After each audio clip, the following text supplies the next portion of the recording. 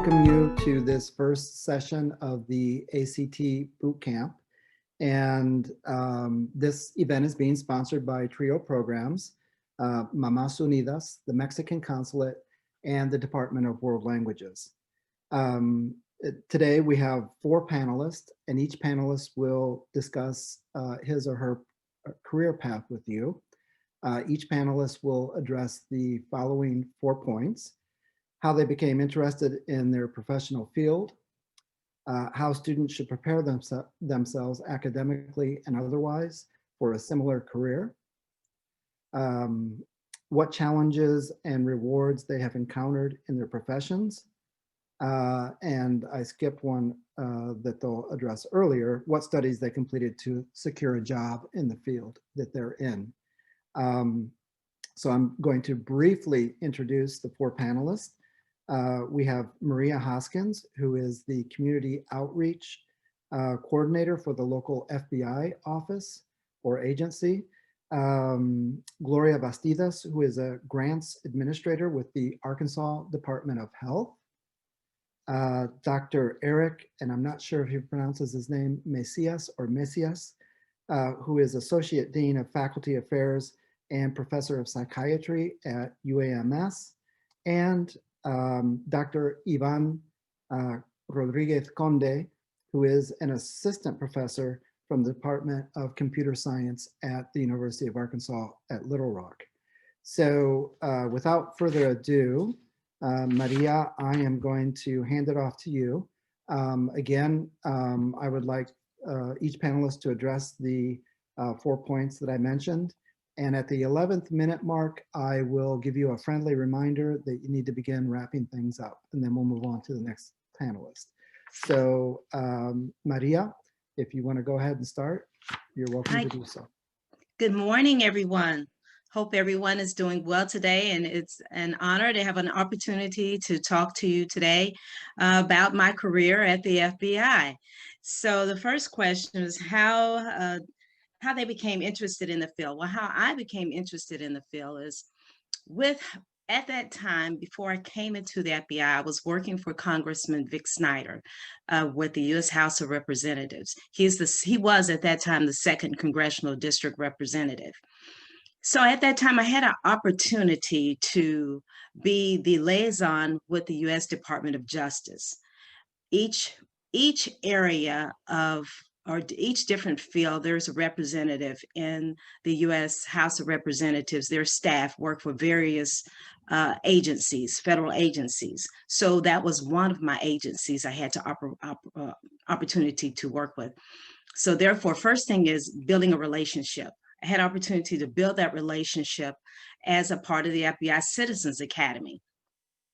Going through that program enabled me to have the opportunity to interact, meet, and even be a leader in that organization by being elected on the board. Now, the Citizens Academy Alumni Association is not, I did not work for the FBI. It was an organization that is separate and apart from the FBI. But through that interaction, I had an opportunity to interact with FBI employees and the head of the FBI in Arkansas. So therefore, that leads into how I became interested in the field. What were some of the studies I needed to complete to secure a job with the field? Well, for one, the FBI wants people that are expert in that field that they are working with. So the many years of working in community outreach, developing relationships in the community led to the opportunity to work there when the opportunity arose. So number one is, I would say in securing the job is when you know what job that you're interested in and you're working toward that way, think about everything that you do along the way will at some time be a benefit to you later on when you get where you're trying to go. So don't think that what job I have here, no matter, it doesn't mean anything. It won't have any bearing on where I'm wanting to be. You never know what fields you're going to come across, the people that you're going to have to go back and come across again. And I found that consistently in preparation for this job that I'm consistently running across people that I had years ago. I never would have thought that they would have crossed my paths again, but they did. The next question was how students should prepare themselves academically. Again, building on what you learn. So my degree is in mass communications and English. I was always interested in radio and TV. I was that little girl that was singing every song on the radio and writing poetry and, wanting to be around people, having a good time with people. Didn't know that just those little things that I enjoyed so much would transition into a career that I enjoy a lot, So I really like the work that I do. And I hope that you'll start thinking about what is it the thing that you really, really, really like to do. And those are some of the things that you want to incorporate in your career. You want to enjoy your work. Sometimes some of the work I did, it wasn't the things that I just really, really enjoyed, but it was work I needed to do. And I learned while I was there, and I used that as a building block to get to where I was going. Some of the challenges and rewards that I have encountered. I like to travel. So as a part of the FBI, we have offices all over the world. We have like 60 some legates, 68, I believe, legates. That means those are offices overseas. I don't get to do a lot of traveling overseas with the FBI because that's not my role, but I do a lot of traveling within the United States. I have opportunity to speak at national conferences. I go to trainings. I take a group every year, my favorite thing to do, to Washington, D.C., to FBI headquarters, that they go through our FBI Citizens Academy program. And I get, as a part of that, I get to take them into our FBI headquarters and to other agencies like the Pentagon, the White House, just many things that you probably don't even know that are in Washington, D.C. We get a chance to do things that people can't normally do. So I think I'm about to get close to my wrap-up time. So I would say that working hard, being the best at whatever you could do, doing something that you love to do, working toward that, okay? Building relationships. So very, very important. We must build those relationships and be kind. You never know who you're going to have to come back and ask for the job or to, for me, I'm asking people to speak for me all the time. So I try to make positive impacts in the community. And so I think, am I pretty close to Maria, that time? could you address any hurdles you had to overcome? Oh, hurdles. Yes. Lots of times there have been hurdles. People are people, and things that we do, we just have to learn. What was one of the books I read? Learning how to deal with difficult people, sometimes in the environments that we are high stress environments. So you have to, number one, control, I believe, have really worked at controlling my own emotions, controlling, making sure what I say out of my mouth, that I think twice before I speak, and not being so easily, my skin being a little bit not easy to bruise anymore. You start off young, you bruise really easy. So learning not to let that happen, because we're in a world today, people, you want it now, you want it fast, and you want it right. And everybody doesn't always relay that when they're giving instructions in an easy way. So just continue to learn. So those are some of the hurdles, but we can always overcome the hurdles. We just step back, think a minute, and then engage before we engage quickly. Thank you, Maria. We Yes. appreciate that. And now I'll pass things on to Gloria Bastidas. Good morning, and buenos dias. Buenos dias, and thank you for being with us today. For me, it's a pleasure to be with you.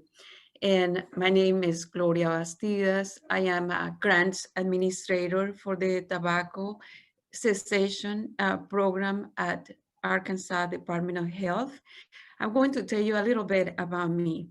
I have a master's degree from ULR. I have a Bachelor of Business from Administration from the Pontificia Universidad Javeriana in Colombia. And I'm certificate tobacco treatment specialist for the University of Texas Anderson Cancer Center. Right now, I'm working as a grants administrator, like I said, at the Department of Health. And probably you say, well, what is that? What is grant administrator? Grant administrator, we administrate resources for the organizations that work with the Department of Health in order to do the promote and prevent tobacco cessation use. And right now, from the last 8 months, since March, I am also part of the Department of Health COVID team response. What I'm doing with that, I need to coordinate, I need to translate, I need to educate, promote information through newspapers, radio, TV about the pandemic. So those are the things that I'm doing right now. And the first question, how you become interested in the field? I'm going to share with you 4 points. What happened to me, why I decided to become a master in social work. The first one, I love to work with people. I love it. I think it is a joy when you can share information with people, when you find resources for people. That one for me is a joy. I work and I can work with a wide diversity communities because that. Then I was working for as a volunteer for a clinic, a field clinic here in Little Rock. And as a volunteer and interpreter, people always told me, you know, we don't have social workers. We don't have anybody in the hospitals can help us. We can call people to help us and interpret it, but it's not the same if somebody speaks Spanish. So that one, you know, it was like, okay, this is kind of interesting, you know, to find out more about this field. I didn't know about, I was a business administration. So I said that one, you know, in that one called my attention. And then I find out that the field really needs all the time more bilingual people. So I said, this is an opportunity for me. I find out also that it was helping with my old skills. Like I said at the beginning, I like to work with people. I like to help people, but I didn't know many times how can I do it. So those 4 things helped me. It was my personal skills. It was the opportunities in the field. It was that one, those combinations helped me a lot, you know, to decide what to do. And then I said, you know, start looking information. I find out that ULR, they have people going to different libraries and talk to other, you know, students, citizen opportunities. And I met somebody from ULR, and that lady told me, you know, it doesn't matter if you have another degree from another career, you can become a social worker.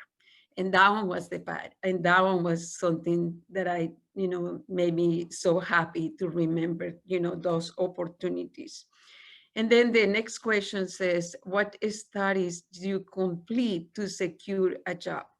Well, social worker, you need to complete some information, take some classes, particular classes, and those classes help you to prepare the curriculum, help you to prepare in social work. You take ethics, you take studies. I just mentioned some of them.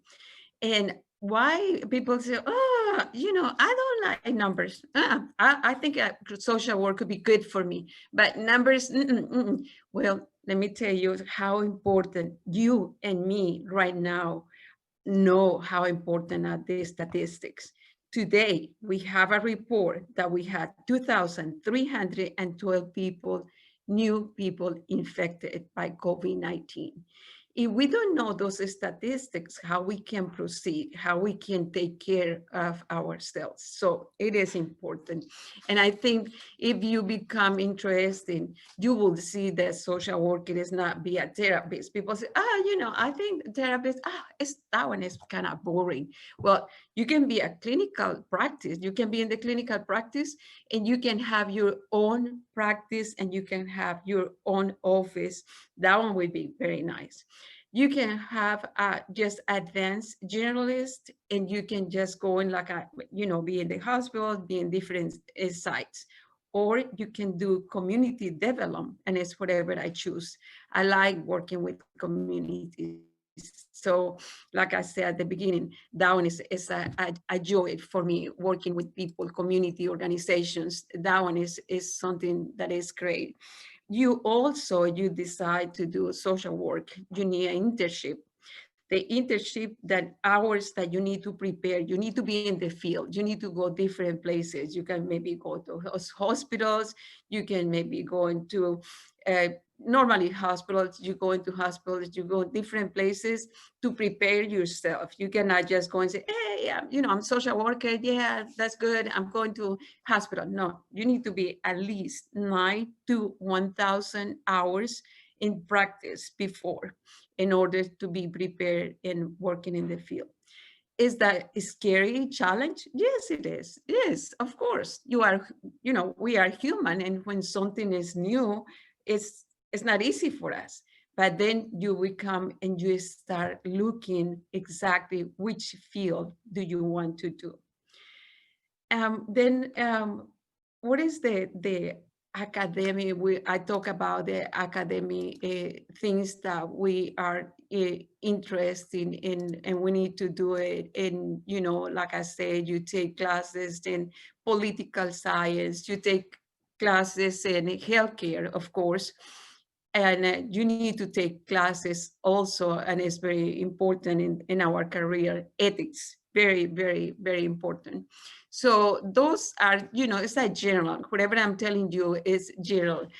How you should prepare to be in this career or something similar. First of all, and I always say, you need to have kind of passion, because people say, I don't know what really I want to take. When I was in 8th grade or 9th grade, I didn't have any clue about this. I didn't have opportunities like you to right now listen people like us in our fields. I was just thinking, I think I want to do this, I want to do that. And finally, I decided to do something that somebody told me. But now you had the opportunity to listen us, to check in the computer, passion, something about you like it. Even if it's social work, even if any another career, that have passion, because that one is going to help you in the future. If it's a social work, well, you can say, okay, how and why we acting. They will help you that part. They will help you to know about your culture, another culture, ethics is going to help you to know about your personal emotions and also to understand another people. You need to prepare. How you can prepare, be a volunteer.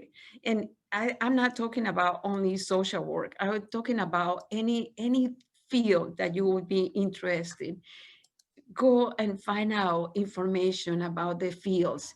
Be a volunteer. Volunteer is helping you all the time, is helping you. And so those are my suggestions. Another suggestion, it would be, don't be scared to find one particular career. And if you don't like it, you can find another one. Something, like I say, passion is very important. I was a bachelor in business administration, and look at me now. I'm a social worker. I have also, I'm working in communities. I like that part of the communities. I can help people, but people help me too all the time. That one is the beauty, that you help people, but you know, people help you. It's challenge, yeah, it is challenge because we are different. Everybody's different. We are different. We have different heritage. Something helped me a lot to be bilingual, poder hablar español, inglés. Oh, me ha hecho que tenga un trabajo más seguro. When I'm going anywhere, they ask me, oh, you're bilingual? Okay, let's see. Now, for the COVID, just to tell you something about COVID, because I'm bilingual, I know the communities. I worked for communities for 11 years in my health department. They call me to be part of different the different programs.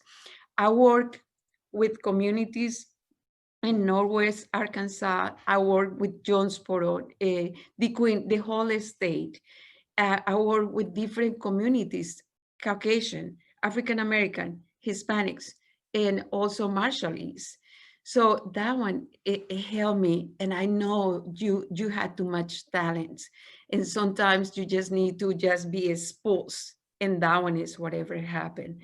And I invite you today to see your skills and to match which career is going good for you. I'll be here if you have any questions for me.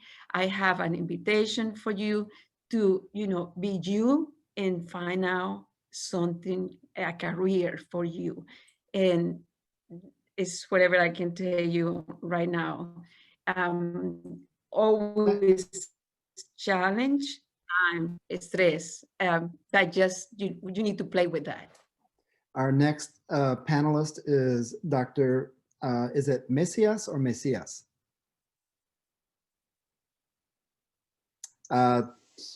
Mesias. Mesias. Okay, Dr. Erick Mesias, again, who is Associate Dean of Faculty Affairs and Professor of Psychiatry at UAMS. Go ahead. Hi. Buenos días. Muchas gracias. Thank you. Good morning. I'm very glad to be here. Thank you for the invitation. It's always good to talk to young people and try to share some of our stories. I really enjoy hearing Maria's story as well as Gloria's. Gloria, I've asked her to be my Spanish teacher before, but she gave up on that. So I'm very hard to teach, but I grew up in Brazil, and my family. When I growing up, none of my parents had been to college. So one of the things that I needed to do, that I wanted to do, was go to college to have more opportunities.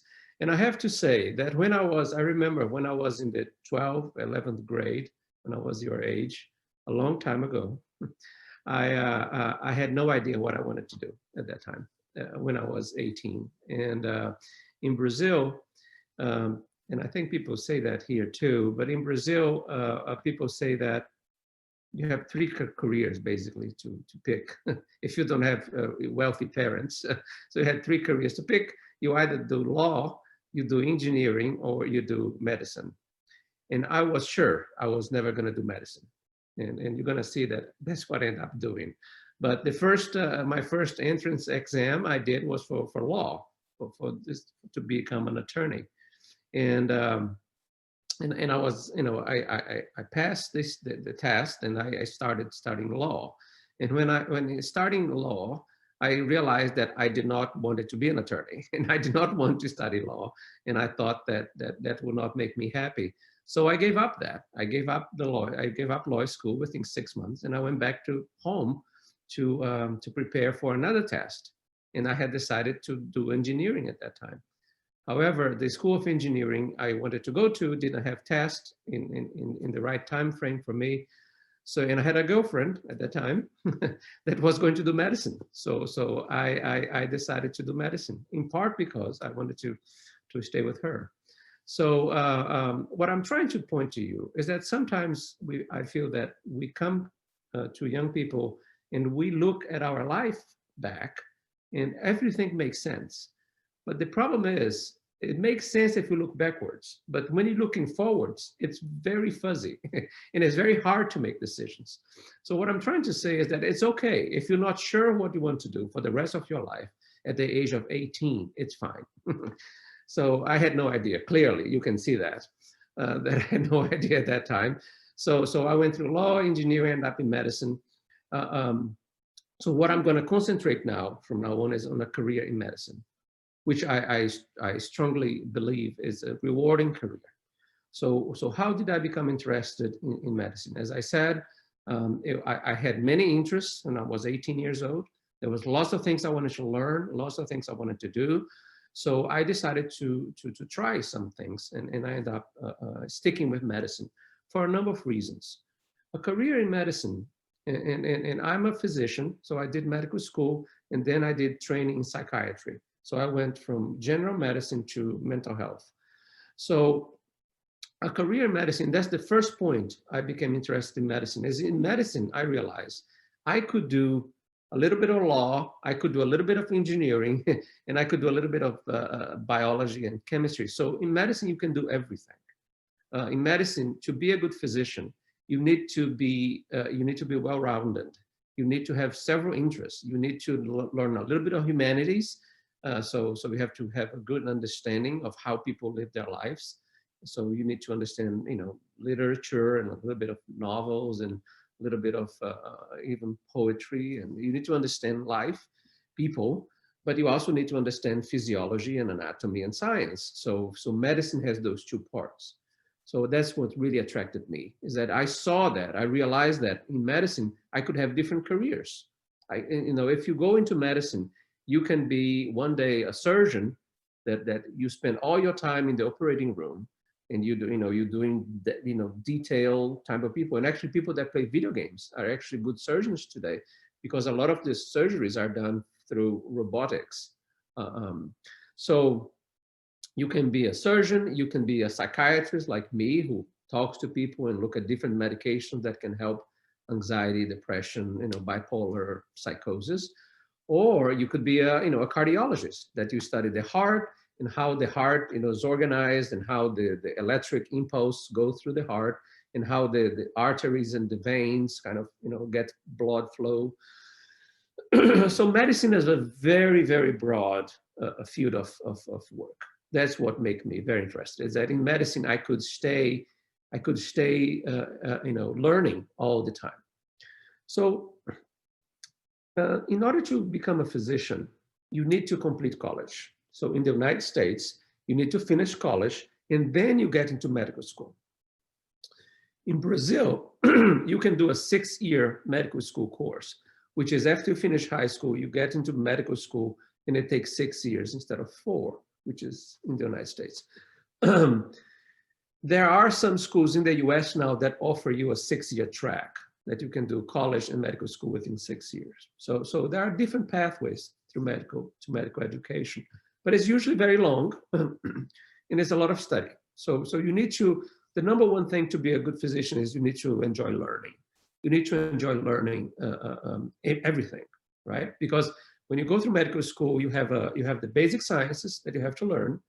So you have, microbiology, anatomy, immunology, all these basic sciences, embryology, that you learn to understand the human body. And then you need to learn applied medicine, which is all the specialties, right? And then the nephrologists study the kidneys, the gastroenterologists study the stomach and the guts. You have the hepatologists, they study the kidney, the neurologists, they study the brain. You have the orthopedic doctors, they study bones. So you have all these different studies. So to complete medical school, you get to learn a little bit of all of that. The pediatricians study children.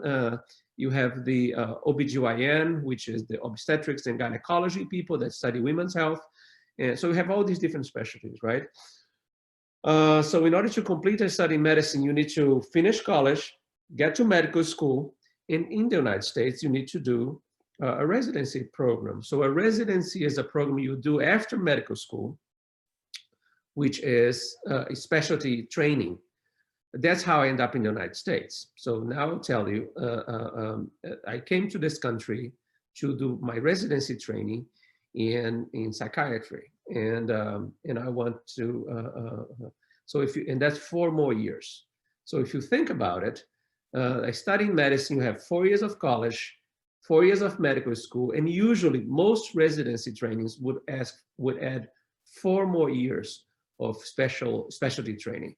So it's another 12 years. So basically is, if you think that 12 years of education is too much, if you want to do a physician in the United States to practice, you have 12 more years ahead of you to train. And so it's a very long training. How to prepare? As I said, I think the number one thing we're looking for in a physician is that they want to learn. They have an interest in stay curious about learning stuff all the time. So is learning. Sometimes people think that medicine is all about science. And yes, there is a lot of science in medicine, but medicine has a strong humanities component. And I'm telling you this because I work with the admissions office at UAMS. And we don't admit only pre-med people or people that have done chemistry or biology as majors. We have people doing medicine that have majors in English, that have majors in history, that have majors in the humanities. So medicine is a very broad field. So you can prepare by studying hard, and doing that. In terms of challenges and rewards, medicine is hard. Medicine is a lot of study, so you need to like to study. If you like to study, you're going to be okay, but you need to like to study because you're going to be studying a lot throughout these 12 years and beyond. Because in order to keep your medical license, you still need to study. So the number one challenge for people is that you need to be a good student throughout. And to be a good student, you need to enjoy learning. So you need to enjoy learning throughout. What are the challenges? Well, it's very competitive. It's very competitive. And sometimes when I tell my life story, go back to this, when you look back, it makes sense. But when you look forward, it's hard to see the path. When I look back, I realize, there was a lot of challenges, a lot of difficult classes, a lot of not so helpful professors, and I'm a professor now, so I can say that, in difficult situations. So medicine, you have to deal with the things that make us afraid, right? I'm a psychiatrist, so that's how we talk. So the things that make human beings afraid are death, getting old, aging, and getting sick, pain and suffering, right? So these are the 3 things that I work with every day as a physician, right? So you need to be prepared to deal with those things that makes us afraid: dying, getting sick, and getting old. So that's a major challenge. And I will go ahead and tell you something more personal, and that is, there will be times that you're going to fail, and that's okay.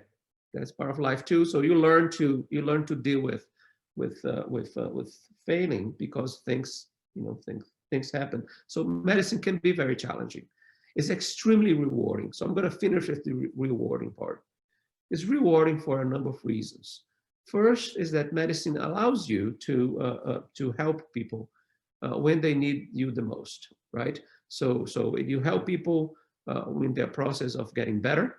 You help people not only in the process of dying, but in the process of being born. So you learn how to do that.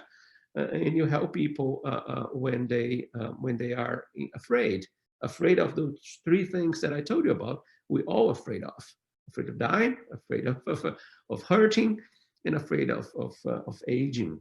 So medicine allows you to help people in those circumstances, and I think that's very rewarding, and I think it's very I strongly encourage anybody to go into medicine. It's not a perfect career, but by any means, but I think it's extremely rewarding. There are plenty of jobs. In the United States, medicine happens to be very well paid. So I would strongly encourage anybody interested in the field of medicine. I think it has more rewards than challenges. I think the challenges can be overcome, and it will make you a better person in the process. So I think medicine, in a way, has saved my life more than once, more than I have saved other people. And medicine has given me more than it has taken from me. So I'm deeply grateful for the career in medicine. And I hope that I hope that some of you will find that career to be attractive, and we'll keep studying, and we'll be a good students throughout. And I hope that one day I'll see you in medical school and in residency. Thank you. Thank you, Dr. Mesias. And just picking up on something Dr. Mesias said, so there are many career paths, and there's many paths to a career as there are of you who are watching this. So you want to find your path, not your parents' path, not your boyfriend or girlfriend's path. What's your path? And it may take a while, and that's fine. So I thought that was a very important point that Dr. Mesias made. So now I'm going to pass it on to our final panelist, who is Dr. Iván Rodríguez-Conde. And again, he is an assistant professor in the Department of Computer Science at UA Little Rock. Thanks, Dr. Deiser. And thank you so much for having me today. I'm so honored and so glad to share this morning with you all guys. So yeah, my name is Iván and I'm from Spain, and this is my second year here in the States and obviously in Arkansas. And I work as an assistant professor at UA Little Rock, and basically my interests in terms of research are related what we call human-computer interaction. And for those who might be wondering what is that, well, I always said that it's a beautiful discipline where we try to figure out and improve how humans communicate with computers. And that means for sure coming up with, let's say, more appealing and user-friendly graphical user interfaces, which is probably the part that you are more familiar with. But also means exploring more natural ways of using or interacting with electronic devices, such as using gestures or your voice, or even brain signals. So anyone, in the end, what we pursue is let anyone use sophisticated computing machines, no matter the, let's say, the IT skills they have, okay? So we want your parents or your grandparents to be able to use sophisticated electronic devices, just as in a natural fashion. So how did I become interested in my field? Well, all my life, since I was a little boy, I have been fascinated by new technologies, okay? So I have always been interested in exploring new devices, new technologies, hacking devices. In any case, thinking a little bit about what has influenced me most in what I do today, I can glimpse 3 moments or points in time that have been very important, okay? So the first one probably is the first time I had the opportunity to get in touch with new technologies. And obviously, I was born in 1985, so my first experience with new technologies, as was the case with many people of my generation, was through video games and game consoles, okay? And actually I was very lucky because my childhood coincided with the boom of consumer consoles, with the appearance of the Nintendo Entertainment System, the rise of Sega, the Game Boy, among other devices. And at that time, although I was very young and I was not fully aware of what I did many things or what I was interested in 13 things, putting it into perspective, I think that video games for me were like a natural evolution of one of the things that I liked most back then, okay, which was cartoons. So instead of just sit and watch, video game consoles allowed me, you know, to control what was happening in that little world behind the TV screen. So that completely changed my relationship with electronic devices, and as well as my perception of technology, which became something alive, something exciting, and something worth paying attention to. So that was the first time I got in touch with technology. The second important moment in this relationship with new technologies, I think it was more or less when I was 12 or 13 years old, when I discovered the PC as a creative tool, okay? So until that moment, probably a PC for me was just a simple, let's say, an office machine that was only used by clerks, accountants, or business people, used to do things like writing reports, doing complex calculus, and that kind of things, right? So back then, when I was 12 years old, to my surprise, I found that with computers, I could include illustrations in my classworks, make super cool titles with war art, modify my photographs or paint with a software like CorelDRAW, or even create characters like the ones in the video games I used to play when I was younger, and make them come alive by animating their work or their arm movements with 3D Studio Max. So for me, it was a total was mind blowing, because I could create very cool stuff with computers. And the third and final point in time that actually helped me to renew my love for computers and for new technologies was in my third year as a computer science undergraduate student. And that's very funny. Yeah, my third year. So my 2 previous years were in, let's say, particularly good, okay? I enrolled in the bachelor's degree with some expectations that probably were far from what I found in my courses.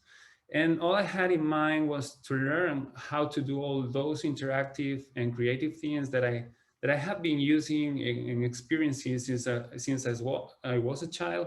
But unfortunately for me, everything that we did back then was boring management programs on black and white terminals, right?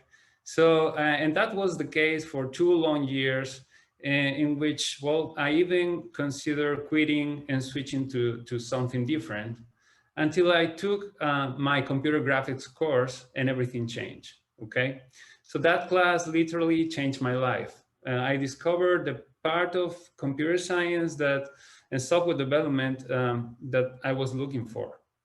I discovered that a technology that basically allowed me what I feel like magic. I mean, because in the end, with computer graphics, you can generate 3D objects on your screen by writing just a few lines. So if that's not magic, what it is? And also, I met the man who later became my mentor, and who probably I owe practically everything that I'm today as a professional. So that course changed my life for good. So those are the 3 moments that, in my case, were very important to make or to have the strong love that I feel nowadays for my profession. So what students did I complete to secure my job, and how students should prepare themselves? Well, in terms of studies, well, obviously I did my PhD, I did my bachelor's degree, but also I completed 3 master's degree, including 1 in teaching, 1 in video game programming. But the thing is, or the important point here, no matter the number of degrees that you course, from my point of view, I want to say that higher education, it's very important. Sometimes it feels like kind of, let's say, boring. Sometimes we feel like we have a lot of courses that make no sense. But in the end, you have to know that you have to enroll in those courses to get the basis that is necessary to later on acquire the knowledge and the skills that you will probably need for your job. Okay, you cannot have courses as specific as needed for the final job that you will probably have. Okay, but those courses, I believe they are essential to learn the foundations, and also to evolve as a person and learn how to face life as an adult. Okay, probably is the first time you will face 2 intellectual challenges that probably you didn't face in your higher education before, okay? So that's very important from my point of view. And when it comes to new technologies, also, I believe that it's especially important to be a self-learner, okay? And spend time learning, refreshing yourself, and creating a portfolio. I think this is very, very important. Creating a portfolio of work that demonstrates your capabilities, okay? Nowadays, important IT companies such as Google, Microsoft, and so on, the recruitment processes look for talented people, no matter how many certificates or which certificates they have or the grade they got in their degrees, okay? So this doesn't mean that traditional studies are not necessary, okay? But what I do mean is that today, just taking and succeeding in that kind of degrees is probably not enough, okay, to get your dream job. So you need to leverage the foundation those kind of courses provide you in order to consistently be able to work in a self-taught manner and improve your skills by your own, okay? That's very important. So for example, in my case, from time to time, I try to take courses, read books, papers, review other people's work. And I can tell you that that enriches you, makes you have an increasingly critical view, and in short, makes you a better professional, okay? So you gotta be curious, you have to have the willing to learn, okay? Probably during your whole life. What challenges and rewards you have encountered in your profession? Okay, I have probably encountered 3 main challenges, okay? But that's my particular case. So my first challenge was kind of finding what I'm looking for. So, and that is more or less, I guess, the rest of the panelists try to let you know, okay? So computer science is a huge field, okay, that embraces many different areas: software engineer, machine learning, data analyst. So the first challenge is finding what I'm looking for. So what I'm going to do? What is the specific area that I'm interested in? So in the beginning, it is easy to fall into the error of trying to cover too much, okay? Not knowing directly what to focus on, or simply, losing the perspective or what is the goal that we want to reach. So in my case, for example, as I mentioned, it took me several years to realize which was my place. And this almost led me to give up. But once I discovered what I was looking for, what really motivated me, I became more focused than ever, and I start running. And well, I can tell you that I haven't stopped yet. So what I want is probably what I mean is that when you find your passion, you know you have found it, okay? The second challenge was finding my place and getting involved with people who can boost my skills, okay? So during my professional career, I have met wonderful people, excellent work groups, but also not so wonderful people and not so good groups, okay? And that happens in all areas of your life. So finding the right work environment where you can collaborate with people, where you can learn, and where you can also have the possibility to express your opinion and get the best out of yourself, I think it's fundamental, okay? So in my case, for example, I was fortunate to start working at a very young age of the university, participating in research projects, and even teaching. So I was lucky not only because I work in very cool projects, but above all, I was very lucky because my boss at that time was a person who respected us even when we were just kids, okay? And that gives you a lot of confidence, okay? He pushed us to be better, but at the same time, he listened to our opinion and even took it into account in decision making, which I probably will be grateful forever, okay? So that's another challenge, finding your place and getting involved with great people. And the third challenge, it's probably keeping up to date, okay? And from my point of view, that's probably the biggest challenge, and the one is still in progress for me. So every year that goes by, every new job challenges you, and you have to refresh yourself and to be competitive, okay? And that is why it's so important to have the solid foundations that I mentioned a couple of minutes ago, on which you build the new knowledge, okay? So without them, you will probably be stuck in a minor and repetitive job, okay? So if you want to get a better job, you know, earn more money, you will probably have to refresh yourself from time to time. And you will have to dive deeper in the area you are already into, okay? But also, and I think this is very important in the technological field, you will have to have your ears and your eyes very open to know exactly when to pivot to a different area, okay? And let me put you an example, okay? So during the 90s, websites were very simple and were basically they were dull sites that companies had as small spaces on the net.